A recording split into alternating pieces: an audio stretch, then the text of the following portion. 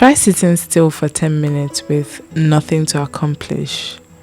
No phone or book. No task disguised as rest.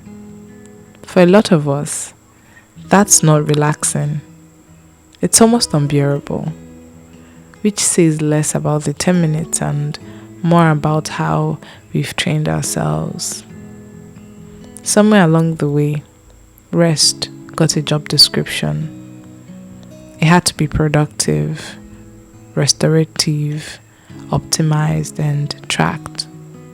Even stillness came with metrics, sleep scores, step counts on your recovery day.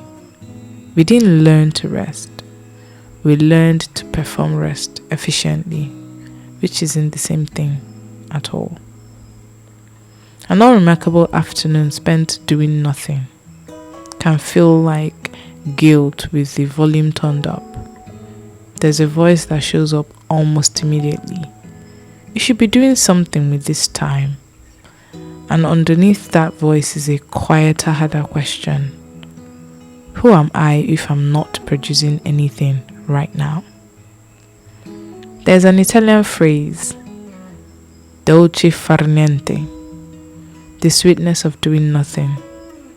Not the absence of value, the sweetness of it. It assumes idle time isn't a hole to be filled, but a room worth sitting in on its own terms. No agenda, no optimization. Just breath governing the shape of the day instead of a checklist. I'm not going to pretend it's easy just to decide to feel. The discomfort is real and it usually isn't laziness underneath it. It's mostly fear.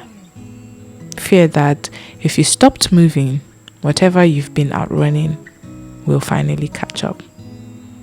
Sometimes that's true.